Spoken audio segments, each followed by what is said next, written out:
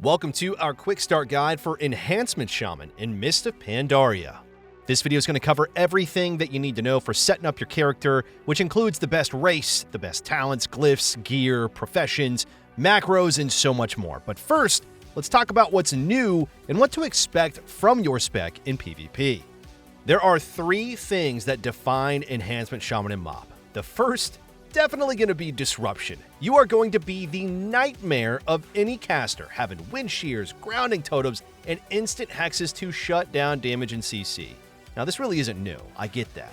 But what is new is the fact that we now have one of the best offensive cooldowns in the entire game. That, of course, is Ascendance. This single cooldown might actually be what defines enhancement in Mob. When active, you're going to have incredible burst with massive range on your attacks. This is your win condition, period, full stop. But the third thing that defines Enhance and Shaman as a whole in Mob is the fact that totems matter a lot. Every Shaman spec not only has Healing Stream, but also Healing Tide, and even some new utility through Windwalk Totem. Knowing how and when to abuse your totems is going to be a massive learning curve for mastering this spec. But before we start with all that, this is just the first part in our Mist of Pandaria series. Our complete courses, including healing, damage, and playstyle guides, they are all available exclusively at skillcap.com. For the past few months, we've been working alongside the best and the most dedicated players ever in Mist of Pandaria. And right now, you can get ahead of 90% of players instantly thanks to our revamped courses, which teach you literally everything you need to know. And that's why we continue to offer a 400 rating gain guarantee across all of our games. So whether you want to experience Mob Classic or hop into retail, be sure to click the discount link below in order to get started. But for now, let's get back to the video. Alright, so it is time to make the very first decision before you even step foot into the game. Picking your race. Racials, they matter a lot in Classic, and Mob is no different. If you plan on playing Alliance, then Dwarf is marginally going to be the best option here. Since this is the era of Train the Blue, Stone Form is a great defensive option. The 10% damage reduction is going to be useful in every matchup, and the bleed and poison removal is great against Feral Druids and Rogues.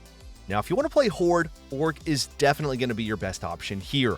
Hardiness is arguably the best racial passive in the game, offering 15% stun reduction, which even stacks with similar effects. Not to mention Blood Fury, which is also a huge power spike, acting as a pseudo-unused trinket.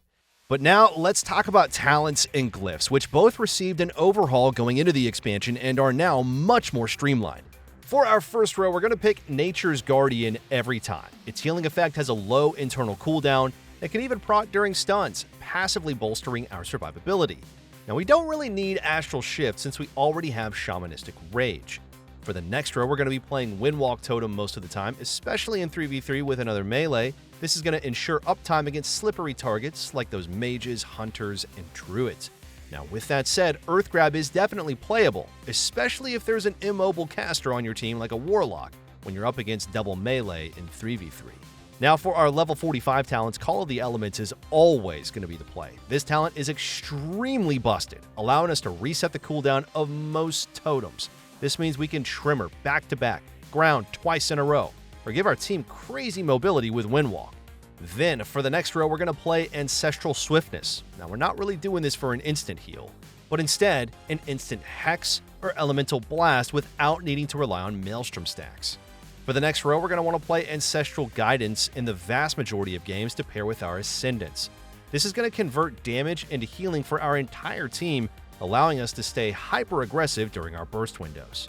Then for the last row, we're going to play Elemental Blast every game. We can use this with Maelstrom Totem for massive burst, and this is one of our hardest hitting abilities. Now, as far as glyphs are concerned, let's break things down into a few categories here. Our only hard-locked glyph is Lightning Shield, which basically gives us 10% passive damage reduction as long as we're getting hit. Now, we do have two soft-lock glyphs, including Feral Spirits, which ties some self-healing into this ability. This is generally going to be played in most matchups, since it is a small increase to our survivability. We're going to also soft-lock Glyph of Flame Shock, which is yet another self-healing mechanic, really good for padding damage against dot classes. Now, we can swap out Flame Shock for one of the two flex glyphs, including Hex, which reduces its cooldown and is great against teams where Hex is going to get full value, And if we want to get some extra bulk when we're the kill target against casters, we can use Glyph of Shamanistic Rage, which will remove magic debuffs and even break us out of magical stuns like a Deep Freeze and Hammer of Justice. Just do be careful using it against those Affliction Warlocks. Now, there is only one minor glyph that actually matters here, and that is Totemic Encirclement. This is going to help protect your totems from getting instantly sniped down. But now it's time to move on to the exciting bit of this course, gearing your character. Now, luckily, there is absolutely no PvE involved here. First, though, let's talk about our stat priority, which will affect the pieces that we buy and how we gem and enchant them. Agility is our most important stat by far, having a downstream effect on all of our throughput. We are then going to want to reach the 3% hit cap and at least the 3% expertise soft cap. We don't have to stress too much about expertise here since a lot of our damage is magical.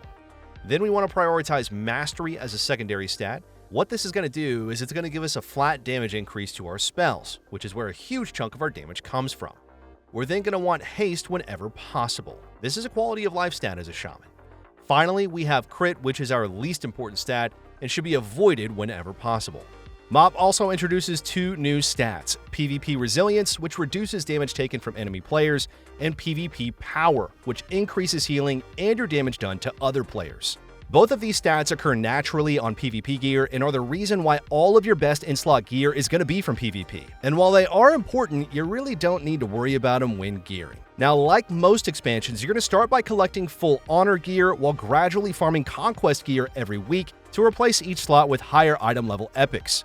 Now, luckily, the stats on items offered in each slot are exactly the same. So with that in mind, let's break down our BIS lists. We're going to be wearing all 5 pieces of the Gladiator's linked armor no matter what.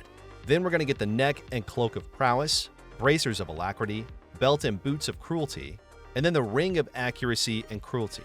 Then for our weapons, we're going to want to wear double one-handers. Just do make sure to use maces as dwarf or axes as orc. You're going to wear 2 PvP trinkets no matter what because of their resilience set bonus. We'll wear the PvP medallion with crit, and then the insignia trinket, just do be sure to get the one with agility. Now let's get everything enchanted and gemmed. For our weapons, we're going to recommend dancing steel on the main hand, and then using a weapon chain on the offhand. Disarms do matter as enhanced, but later in the season, you can buy a third weapon to use double dancing steel. Then for our high-ticket enchants, we're going to get the Greater Tiger Claw inscription on our shoulders, and then the Shadow Leather leg armor on our legs. Then going through our minor enchants, unless we're a tailor, we're going to get Superior Critical Strike on our cloak, and no matter what, we'll get Glorious Stats on our chest, and Greater Agility on our bracers, and Superior Mastery on our gloves. And finally, for our boots, we recommend Blurred Speed for extra movement speed and increased agility. When it comes to gems, we're going to aim to match each socket using Delicate Primordial Rubies in reds, and then Adept Vermilion Onyx in yellow. Then for blue sockets, we're going to use Assassin's Imperial Amethyst.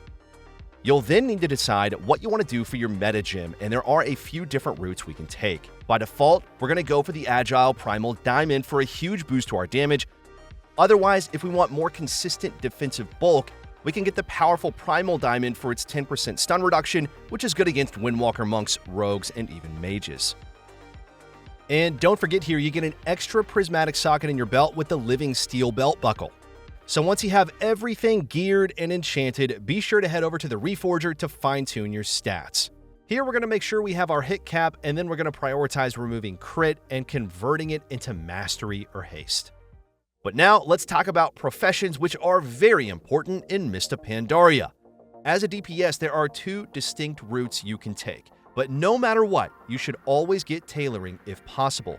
Then for your first route, you can choose engineering for the Synapse Springs Glove enchant, which is an on-use effect that gives extra main stat for 10 seconds on a 1-minute cooldown. The other route is to go for raw stats, picking up any other non-gathering profession for a boost to our main stat. Now, do note that all professions offer the same static bonus to main stats, just avoid any gathering professions. Now, normally we would give you some macros here, but to make things even easier, we have got everything you need on our article site. There you can copy and paste each macro one by one instead of needing to manually type in-game. But before we go, you really don't want to miss this opportunity to get a massive head start on the competition with our 400 rating gain guarantee. Our courses and arena commentaries, they literally have everything you need to help you reach your goals. Regardless of how easy or how hard your class is to play, we've got you covered here. So head on over to skillcap.com and sign up today to start your journey to Gladiator.